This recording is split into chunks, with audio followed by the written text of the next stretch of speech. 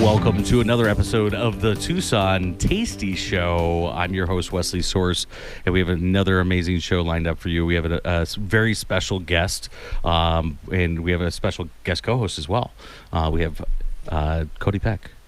Thanks for having me back. Network Outdoors, and you almost didn't come back after last time. I got to be honest with you. You got a little wild. You got to keep it calm. Okay, I will be my stoic self. But the Tucson Tasty Show would not be possible without our amazing sponsors. That's Kiki Rogers of Country Financial Insurance, Barrel Premium Beef, Nova's Feed on Mafia Kitchen, Financial Advisor Cody Peck, Network Outdoors, Local First Arizona, Levity Wellness Center, and Cirrus Visual. And don't forget to subscribe and share. We have a really cool event coming up that is going to be at the Arizona Sands Club. If you've never been there, this is actually the perfect time to come out and check it out. We, after discussing a little bit more with the chefs and everything, we actually were able to invite more people in and lower the tickets, which is really cool.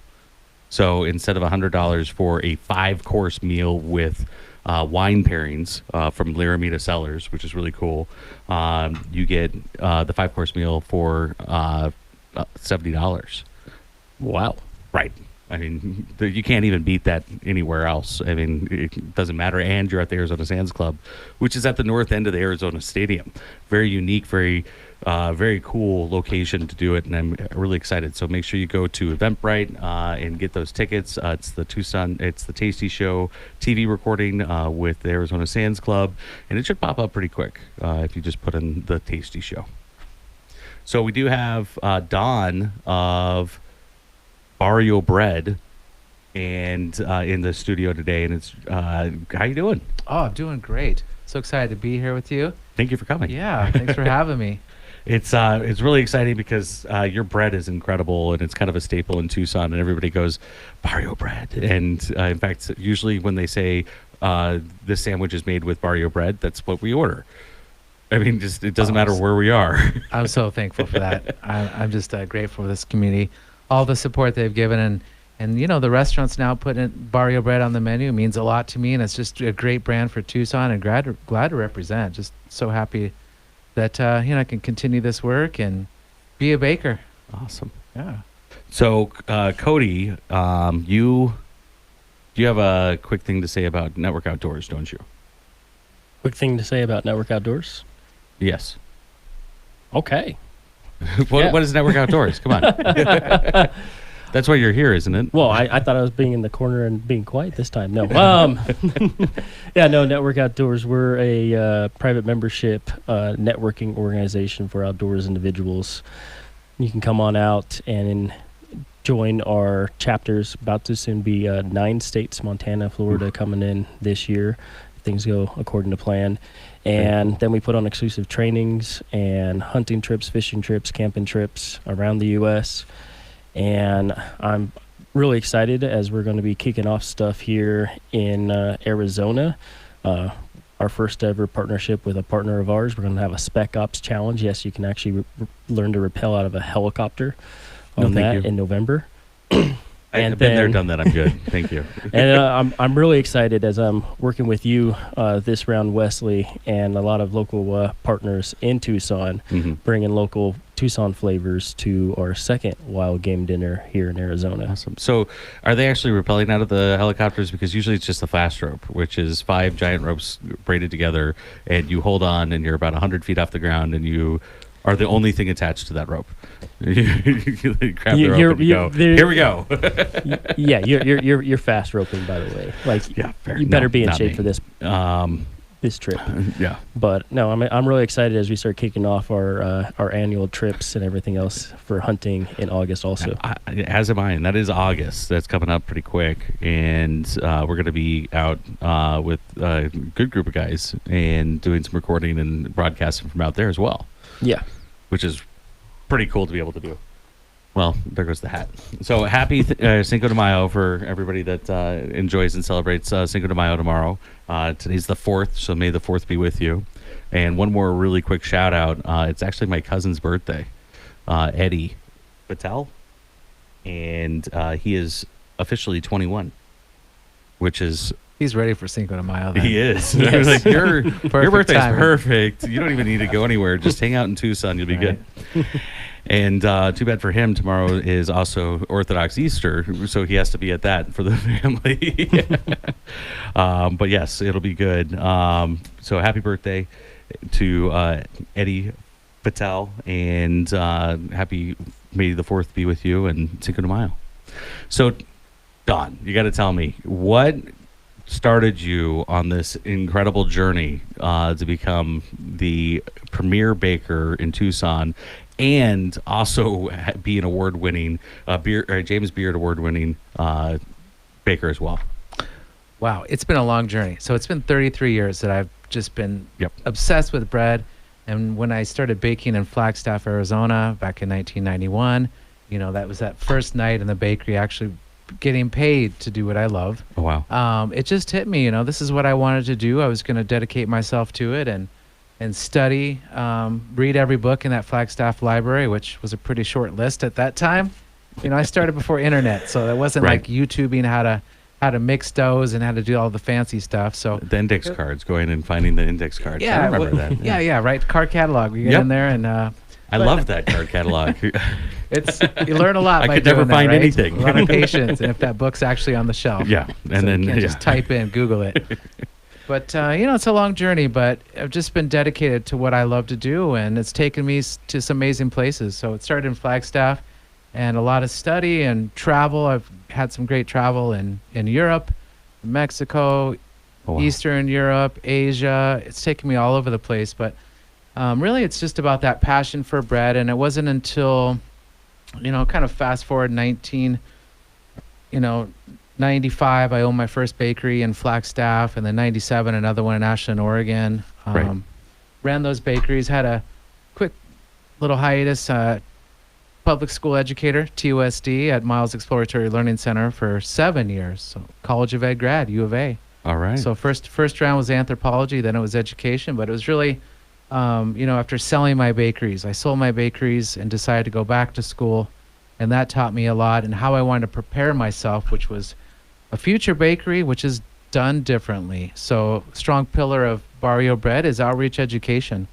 And local grain economy development. It all made sense. See that anthropological background coupled with the entrepreneurship, which my dad taught me, and my passion for bread. And I kind of wrapped it up into what I do now, which is sharing with the community, getting the word out of why I do what I do, which is, continuing to work with farmers to grow this grain economy. It's sort of this re-renaissance of grain in southern Arizona, and now a statewide initiative. And this is kind of what's going on around the world, is small-scale farming of grain, and bakers, brewers, distillers, and other producers that use grain to get involved. But it really takes all of us to have something called, I say, circular economy model, where everyone's participating to make this work. And in Tucson, what better place? We are a city gastronomy. So this is really Barrio Bread becoming a model for the city gastronomy, because this is what it's truly about.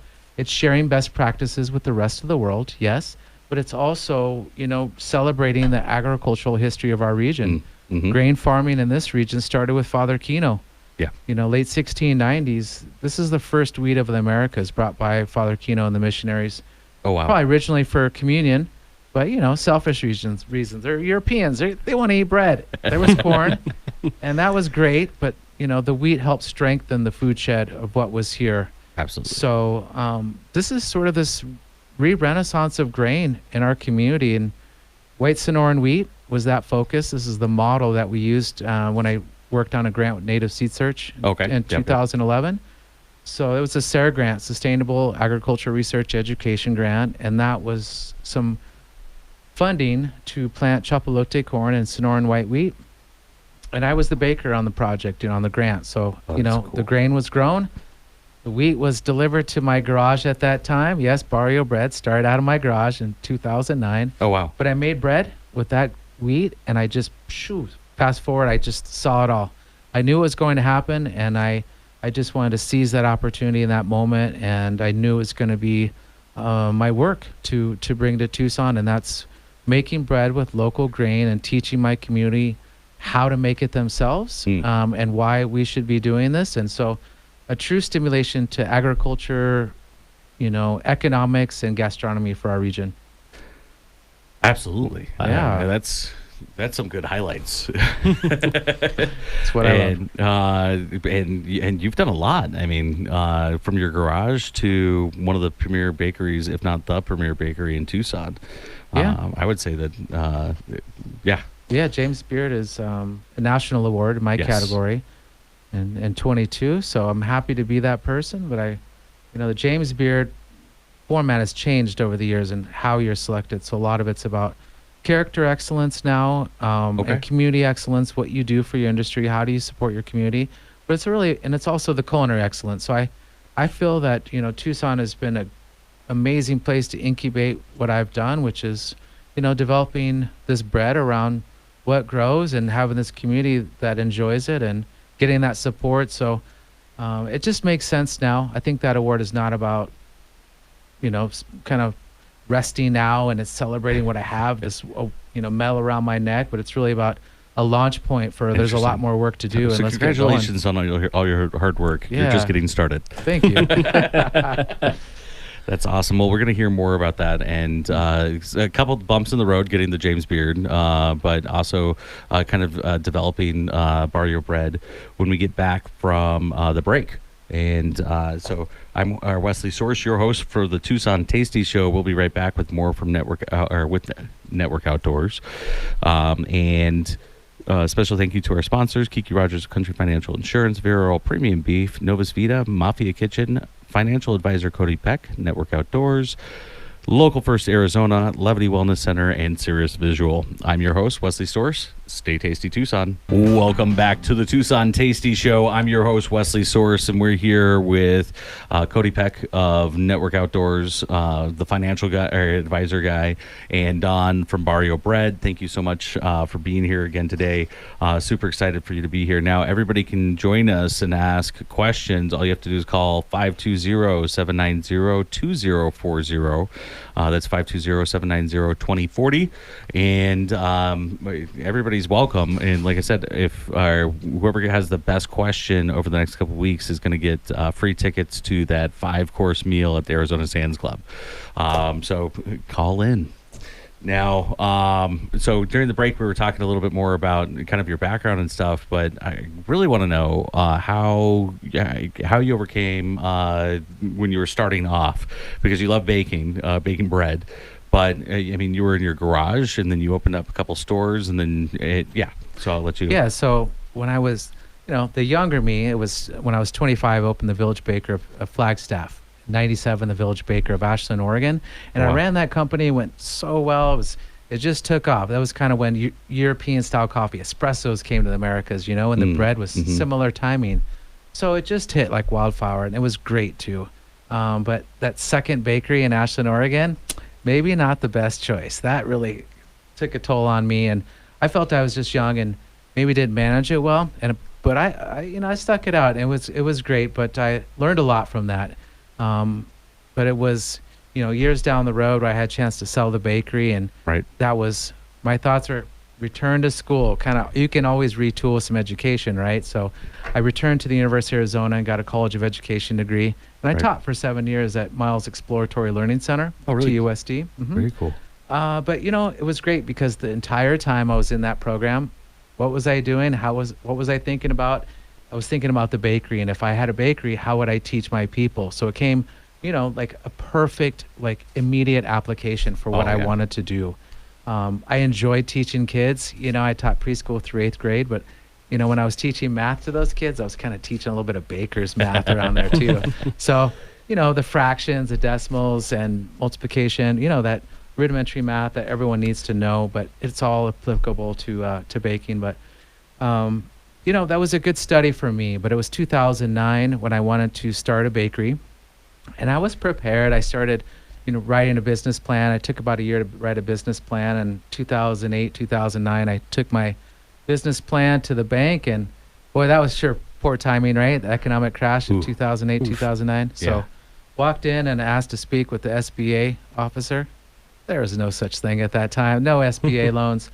So I kind of had, it took it hard, but I fell back on what my dad taught me is not to buy anything you can't afford. So instead of borrowing money, I thought I needed to do things differently. And, my travels in Europe and Mexico, I had seen bakeries like either in someone's house in Mexico or, Sure. upstairs and, in France. And so I thought, okay, might be time to sweep out that garage. So that's what I did. I started thinking about the opportunities to do that. And there was a dad at the school, and he was the head electricians guild in Tucson. And Okay. talked to him about the possibility of kitting my garage out with all the power I'd need to set up a nice deck oven and all the extra things, the refrigeration and that sort of thing for the bakery. And you know what? It worked out. Kind of a lot of planning, and as long as I didn't push the toaster down and toast a piece of bread, I was okay. But no, it worked great. And I was 8 years in the garage. So Oh, wow. That's a that long was time. really a very introspective time. As you can imagine, it was kind of like the bread monk, right? It's a lot of thinking about how I was going to do things in the future. But it was there where I thought, hey, let's just pull the past together of what I've been doing, the anthropological studies of food systems, Absolutely. the entrepreneur in me was thinking I have to do things differently. And it was the grant with Native Seed Search, local grains. I thought, I'm going to put together a different bakery model, and I called it a community-supported bakery, community-supported baker, CSB. And so in that garage, that's what I did. I really started to think about the best way to move forward, and that was to teach. It was to rely on what I know. It was to teach other people and start holding bread classes and bread seminars, start talking to farmers about increasing the grow. And it worked out. It was a really difficult time, but I was in that garage at the pace that the grains were growing. Oh, wow. So I couldn't really get ahead of it. I started out just 10% of my bread had local grains. And then every year as I increased the grow with farmers, I just added. So next year was 20%, 30%, until I got to about 70%. And at that time, 2015, I wrote another grant, local food promotion grant with the USDA. And thankfully, that was funded. So that was $100,000, and they wanted to sponsor my business, and a promise from me to educate my community about how I was making bread, which was with something that grows right there in my community and feeding people. So with the money I saved, those 8 years of hard work, along with that grant, I have what I have now, which is, a beautiful bakery down there on Eastbourne, 18 South Eastbourne Avenue. Yes. And it's more of the same. I continue to be the same person and continue to do what I do, which is have a community-supported bakery, but just expanded. First year in business, I grew 300% from my garage, and USDA is happy. Since then, I've received 2 other grants, so I'm going to continue with that. And just having fun with it, just living my life the way I want to. Congratulations. So Yeah. that it's you say that the teaching is a huge part of what you went back and that's what you want to do, and it's interesting because all the leaders that I've come across that are successful leaders, that's what they want to do. They just want to teach, and they want to show, and they want to improve the people around them so that they can all grow together. Absolutely. I learned long ago that if you have open hands and you're sharing, you can give and you can receive. And this community has just given me so much, and it's just been an avalanche of support. And I believe that's one of the reasons for the James Beard Award is Tucson loves to see people doing good for the community. Yes. And if they see that, as you see a lot of people, you interview a lot of people, you get out, and this is what it is. The people that you connect with and the list of people that you have on your show are those people. And that's why we have the shows like this, is because people want to get involved, they want to support, and you bring them into the know. So you shine that spotlight, which is awesome. Well, thank for you. the goodness. Yeah. And that's that's why we do it. There's no better way of explaining it, because we want to highlight the chefs and the restaurants and everybody that's making food in Tucson, because it's very unique. But it's kind of interesting. When we first started developing the show about a year ago, actually just over a year ago, we really found that they're very inclusive in themselves with the chef community. So they keep outsiders out. So it was, all right, guys, come on, let's go talk about your story and why you're doing what you're doing, because there's some amazing chefs and just like yourself, bakers, that are doing some very special things. So with the how do you see Barrio Bread influencing the culinary tourism, and what do you feel makes it stand out? Well, first and foremost, I would like to say thank you to Visit Tucson. I mean, Visit Tucson, this amazing organization, Yes. has really brought a lot of attention to our city and really promoted our city gastronomy. There's a lot of work that's done, several organizations, but I feel like Visit Tucson, they're really putting people on the map. And, you know, I have a lot of interviews, New York Times, Havara Magazine, Food and Wine, Travel Magazine, coming to my bakery and wanting to interview. And Yes. these are from recommendations from Visit Tucson. And Oh, wow. this is really helping to get this hype going for our city gastronomy when it comes to gastrotourism. I mean, if you come here in the most beautiful times of the year, right? We have our season, Yep. but you're here, you're eating outside, you're feeling this amazing air, the food that we celebrate as our Sonoran food. It's just amazing. And really not even Sonoran food, but we have such a diverse Diversity, absolutely. diversity of ethnic foods here, but it's just a great place to be.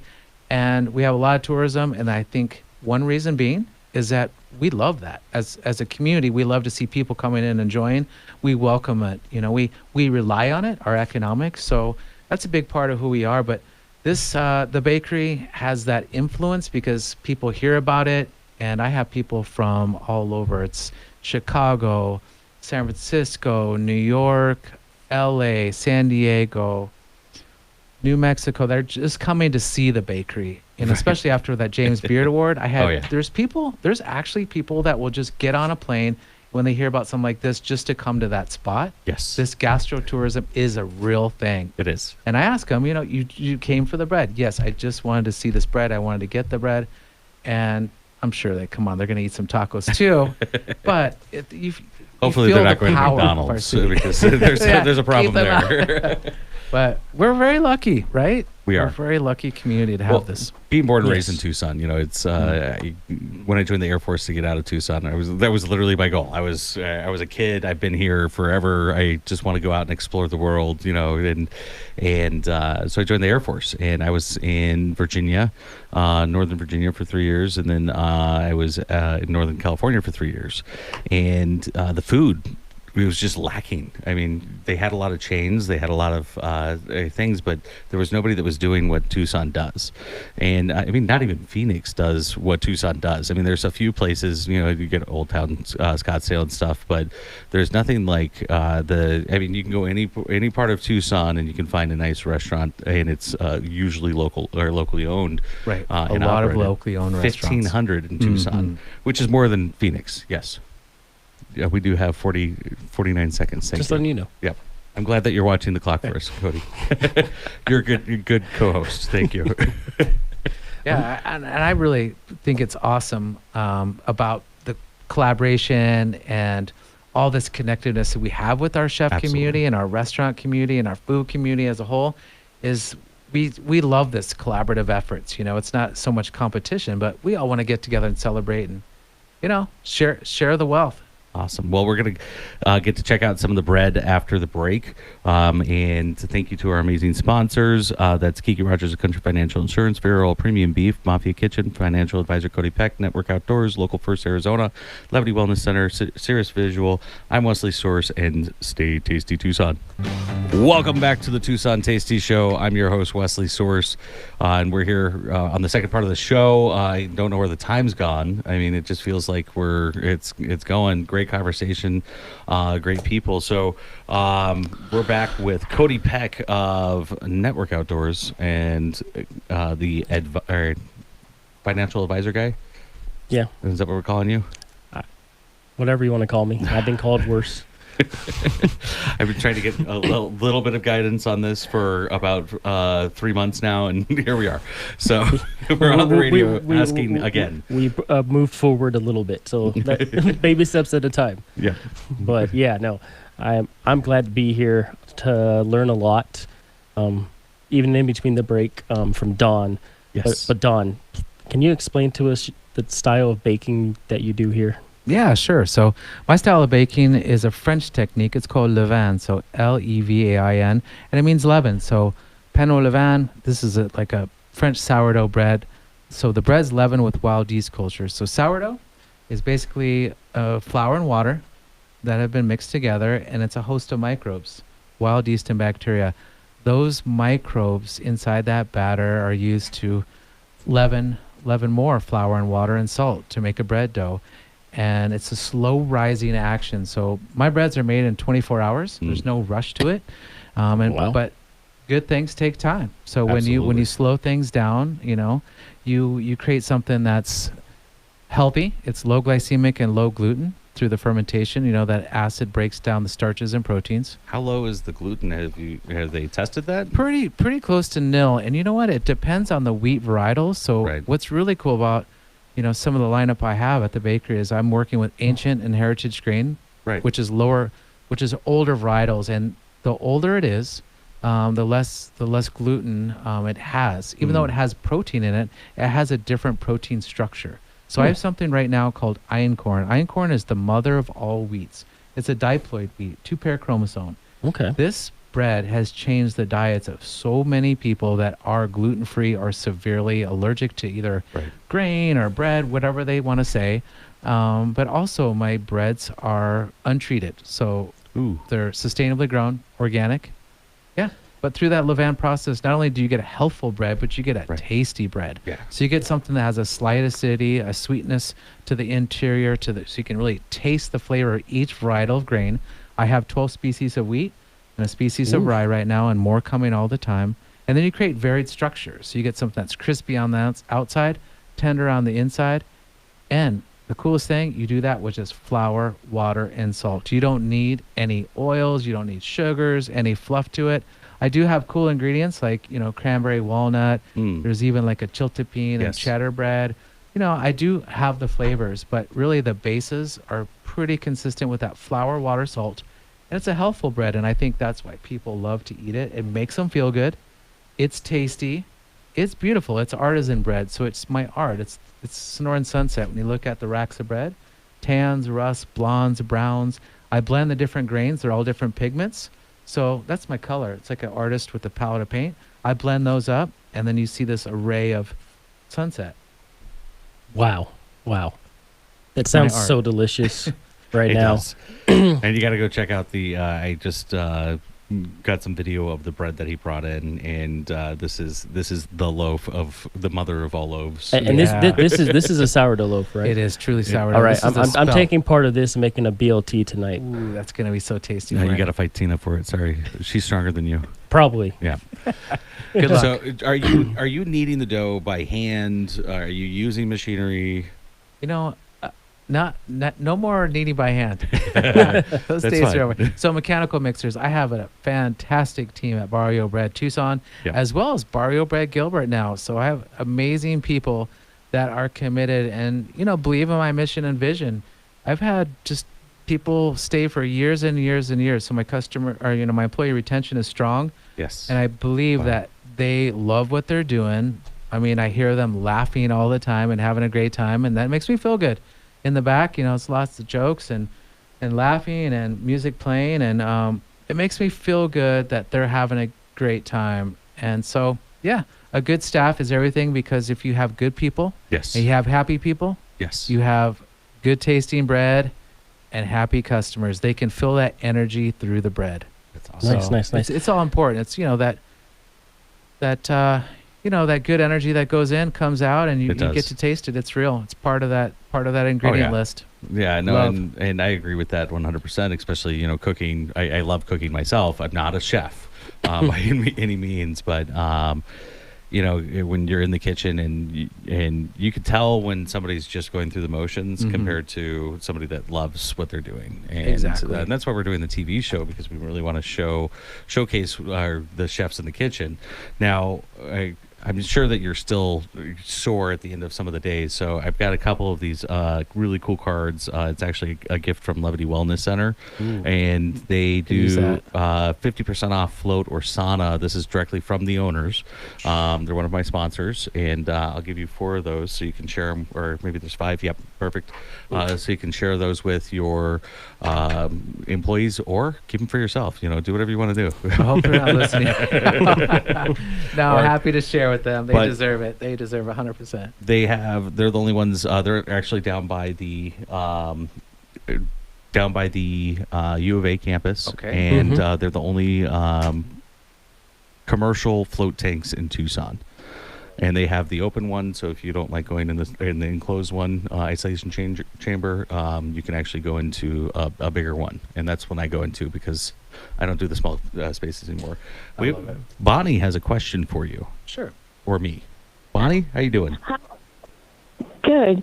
I've heard about you, and I haven't gotten a chance to go there. I didn't know where you were, and so I looked you up on the website just now. You're real close, Broadway Village right there. I thought you were downtown somewhere.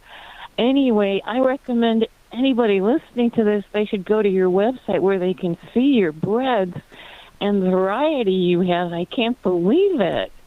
Yeah, I have 30 different varieties of product there. And actually now it's about 45 now that I've had the Gilbert store, because the Gilbert, I've kind of recreated a new menu based on what grows in Queen Creek and milled by Hayden Flour Mill. So that's that chef-inspired menu for me, just not repeating what you know, but, going out and just recreating. So that was really fun to create that Gilbert menu. But yeah, thank you, Bonnie.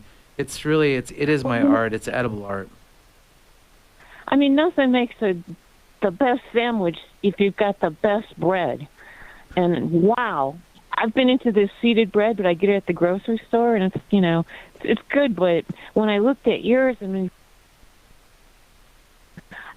you better remind everybody that you sell out quick. Yeah, it's getting easier though. yeah. It's kind of locals only right now. It's getting hot. So what do those winter visitors do? They're jammed out of here pretty quick. But it's easier to get that bread. Also, there's a retailer, Food Conspiracy Co-op, where you Yes. can access the bread, and I'm going to be selling at Button Brewery. Ooh. Also, Moto Sonora, you can get some bread there if it's on the south side of town. But then, yeah, Valencia Farmers Market. I'm proud to say that now you can get the bread with SNAP benefits there, and this has really been important to me, is making sure everyone can access that bread at the price point that's they need. And so it's been really fun. But yeah, check out that bread. I hope you come down, and let's replace that seeded bread you're getting at that grocery store Yes. with some Barrio bread. That super seed whole wheat. I think you're gonna love it. And I saw you have pizza kits too. Do you still do that? Yep. So my other company is called Barrio Grains. So what I've done with the local farmers, I've promised them increased sustainability by using their parts that I don't have, not all their yield, but getting it out to the community. So that's why I love to teach, tell people how to bake their own bread and get them using the best ingredients, which is what I have with coming from the local farms surrounding us. So Barrio Grains, I have 3 different mixes there. I have a pizza kit. I have the wheat berries for sale, and I love to teach it. Breadlessons.com if you want to learn how to make my bread. I have the sourdough starter that I give out free. So you have access to me too. If you have questions, you can come in and see me at the store. But yeah, it's a holistic picture to bakery and grain development. So thank you very much, Bonnie. Make sure you give Tom your email address so we can get you on the list. Okay? Oh, thanks. I'll be there. Bye. Bye-bye. Thank you. Bye. Bye. Thank you so much. So, what equipment do you recommend for someone who's like, hey, I want to make bread at my house? They've never done it before. That's a great question. So you don't need much, really. Mixing We don't bowls. have a lot of time either. Yeah. Yeah, I'm sure. So yeah, just some mixing bowls, basic equipment, but I think the most important piece of equipment, probably the most expensive, not that expensive. It's $45. So I'm sure you have a Lodge cast iron pot. You go out camping and you're eating, making I some have a delicious few food. Dutch Yeah, ovens and that's what you need. cast So you irons. just put the dough, your developed dough in there that you're about to bake inside that cast iron pot. yeah. It traps the steam. That's how you develop that crust on the bread. Mm-hmm. So See, we tried to do that during COVID, and it came out as a brick. it's about the dough. You got to get that It's all dough about right the dough, first. But no, you can even do it camping. I used to teach some kids once in a while go on camping trips, so outdoor baking where you can just put the cast iron pot on some coals that are on a piece of metal there, Oh, yeah. and just have it bake outdoors. And that's an awesome experiment with Well, students. we got something coming up with some camping trips with some kids, so I think we need to get you on board. Show us how to do that, because I'm interested. I would Because love I that. like Foundation. showing people how With the to Good Brothers Foundation. how you yeah. can heat with a paper plate if you use the right things to warm Right. up stuff over a fire. People always freak out when you do that because like it doesn't catch fire. No, as long as you know how to do it right. Yep, just little bit of that know-how, and it goes a long way. Or you have the right equipment, Cody. Yeah. But I'm Wesley Source, your host of the Tucson Tasty Show. Thank you so much for coming in today, Don. Oh, and yeah. we'll be right back with another great guest, some coffee, actually.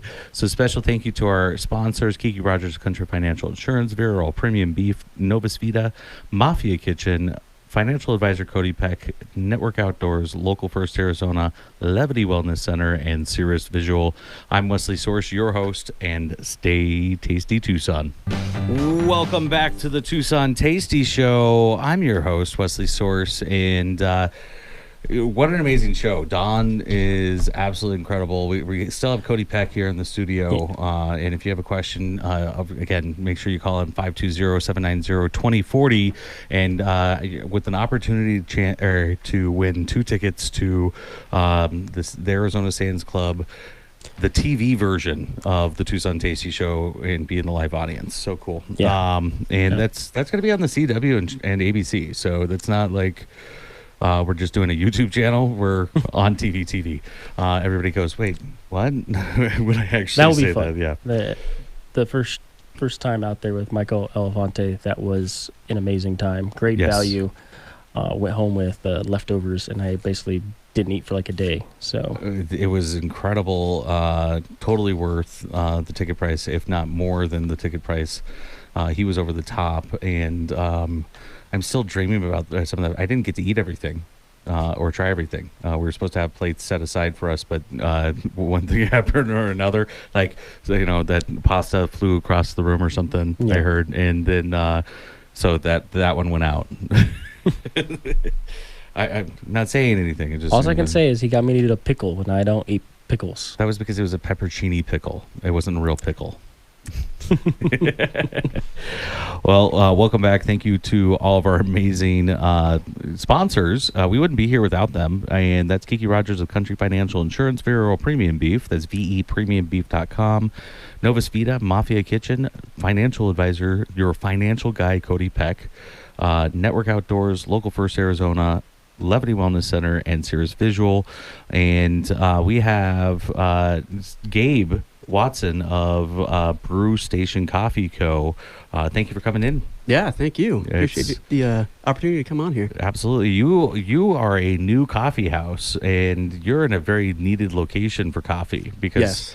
there's nothing wrong with that big, green labeled coffee place, but I'm just Which spot? I can't say the actual name. I don't want to, but it's better when it's brewed. It's brewed by a local company, but the coffee's roasted here as well. Correct. So you get your coffee from a local distributor, correct? I do. Yes. So Crave Coffee right there on Broadway, right before you hit Swan. Guy that owns that, Fatmir, awesome dude. Yes, He's Crave kinda- is delicious. Yes. Yes. Yes. And there's so many coffee places here, so you gotta experience them. And there's no reason not to go to a local place, right? Exactly. And I actually read it was kind of a rant, and it was kind of funny, but it was on one of the social media platforms, and it was 1 in 8 cups of coffee that are pre-ordered are left abandoned at that big coffee chain. So 1 in 8 customers are so busy they don't even remember to get their own coffee. Can you imagine Doesn't what that even would surprise do me. for one of the local coffee houses? That's insane. Right. I can't even fathom that. And it was actually, it was like 4:00 this morning when I was reading that. So, Right. but yeah, no, I was like, that pisses me off, and I just kind of moved on. Right, But I was yeah. like, I got to talk about it with Gabe when he comes in because, yeah. So Gabe, what coffee beans do you guys Before use? we get into that, so you're located at the. We got to talk about where they're at first. I like the energy, Right. Cody. I where just know are you? everything's a Right. drive for me, so it doesn't matter. Everything is a drive for you. Yes, just like everything's a drive for me, and just the opposite direction. Right. Literally, you've We're got literally the on opposite northwest sides. corner, and I've got the southeast corner. We got Tucson covered. Yeah, there you go. But so yeah, we're on Broadway and Kolb. Okay. Yep, right in that the Gaslight Theater complex right there. Yes. Yep, closer to Kolb. Right next to a kind of pub that's been around a long time. Yes. Yep. Which pub is that? The Murphy's Public House. Yeah, Murphy's Public House. Yep. So Murphy's Public House, then the coffee. So you can hang out at the coffee place all day, do your work from the coffee house, and then go over to the pub and get some good food and some beers at the end of the day. Yeah. Well, they should, because Or get some coffee and bring it over, and they'll make some Irish coffee for you. Oh yeah, I've done that. I've had that for people. Make do my pour over coffees or something, and then they'll just take it straight to Murphy's. And you guys are tied together, right? Oh, yes. Yeah. Mhm. So same owner, or well, your partner is Yes. the owner. Yeah. Yep. Very cool. So Broadway and Kolb, and you're right there next to Little Anthony's and Gaslight Theater, and right down from Diamondback. Diamondback. It's not Yep. Diamondback, is it? Yeah. that's Diamondback Outdoor over here. sports, right? Mhm. Yeah. And it's a really cool location. And we actually came in and did a Coffee with the Tasty show, which is something that everybody needs to join in on as well. And I'm pointing at Cody for everybody can't see. They can't see, right? Because he keeps saying, "Yeah, I'll be there," and he never gets there. But that's all good. But we do Coffee with the Tasty show, and it's brought to you by Dirty Cactus Soap, and that's Kelly with Dirty Cactus Soap, and she does this soap that looks like geodes, which is really cool. And so we're going to local coffee houses to spotlight the coffee houses and bringing in the followers, and hopefully you started to see some trickle in from that as well. Oh yeah. Mhm. Awesome. Yeah. Oh, it's been great. And yeah, and we're excited to come back and do it again. Yeah. No, absolutely. And you said it was Kelly that was doing that? Kelly and me, yeah. Yeah. Oh, okay. Yeah. So. It's the Tucson Tasty show, Uh-huh. but it's Coffee with the Tucson Tasty show, brought to you by. Gotcha. Yeah. Yeah. I've got to have sponsors. Right. Yeah. You got to do it. He likes That's making how- sure everything he does is a mouthful. Yeah. No, that's the only way to do it, right? Yes. Yeah. Anyway, so so let's talk about your coffee. So you have cold brew, you have espresso, you have drip coffee, you have pour over coffee, Mhm. you have different drinks. You have a unique drink that Mhm. I'm sure that you're the only one that makes it. And so with the Crave Coffee, what type of beans are you using? Thank you, Cody. You're welcome. Right. Nice little segue there. So the two that we're using right now is a Central and South America blend. Mhm. And so the ones that I'm using for my espresso blend is from Indonesia, Yes. and it is a chocolate and citrus, Mm. more kind of like a Mhm. balanced flavor. But as far as like my cold brew, my pour overs, my iced coffee, I have more of like a dense bodied, Ooh. Mm. more of a walnut and molasses kind of punch in Okay. your face. That's delicious. Yeah. Yeah. No, and I as much as I love coffee, I never really dove into all the different flavors that you can get out of coffee. Now, you're not actually adding those flavors into the coffee, which is, Correct. it's something that, Mhm. Greg Goderman from Laramida Cellars talks about with the wines, because he's the chief winemaker. And he talks about, you get these different notes and flavors, but it's not something that's put into the wine. It's not something that's put into the coffee. Just like when you say something tastes earthy, it doesn't taste like dirt. Right. It's just a way to describe the flavors and sometimes Yeah. the textures. Mhm. But it's really cool to be able to get that out of the coffees. And I've actually gotten really selective on what coffee I like because of where they're from, the flavors that you get out of them. And I had a coffee that was it was a blend. So it wasn't from one region or another, but they blended it together, and it's a local place here. and it tasted like pimentos, and it had or more tasted like the chocolate, the cocoa flavor, but it had a pimento finish, so it had Oh, that okay. little bit of salty. Like I was like, whoa, Whoa. Caught you off guard, and then I drink coffee usually until about 11 or 12 Mhm. because if I drink it past then I'm not sleeping that day. right. Well, But I see that Gabe brought us something. Oh yeah. we'll be in- there in a second. Jeez, you're just so excited. We got Yeah, 2 minutes, man. I'm excited. So, but I gotta get my caffeine addiction It cooled going. down, and then it Right. tasted like chocolate milk. It was nuts. Oh, that's crazy. But it's was good, though. So cool. Oh Yeah. But it's so cool what the different flavors do. So Right. we definitely appreciate that. So you did bring in some drinks. Yes, I did. Let's talk about those really quick. So my first one is my cold brew, and pretty much everything. I mean, the three that I brought are iced because I figured it's nice and warm out, so we got to do the It's ice only stuff, 90 degrees. right?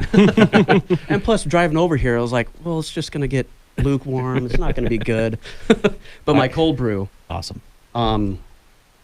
I don't know if anyone wants to try Yeah. them. Let's do this. And then I also have my And go to the Tasty Show 520 to check it out. And yeah, so cold brew. that's Got my it. cold There brew. we go. Yep. And then And this one's gonna be my Americano. Oh, that's more up my alley. Yep. Whoa. Mm. And then the last one I have is a prickly pear lemonade.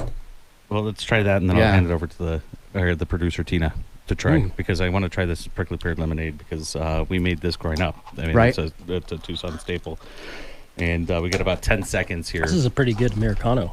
Thank you. You know, sometimes you get some of these and they can be like very, very, I don't know, kind of like a sour. Well, Right. everybody tartness. should go Right. and try this coffee. All right, thank you so much for joining us today in the Tucson Tasty Show. We'll see you next week from 3 to 4. We'll have Gloria Badilla of Chiltepeka. Thank you to our special guests and sponsors, Cody Peck of Your Financial Guy, Don Guerrera of Barrio Bread, Gabe of Brew Station Coffee House, Kiki Rogers of Country Financial Insurance, Vera Earl Premium Beef, Nova Spida, Mafia Kitchen, Financial Advisor Cody Peck, Network Outdoors, Local First Arizona, Levity Wellness Center, Sirius Visual. I'm your host, Wesley Source. Stay tasty, Tucson.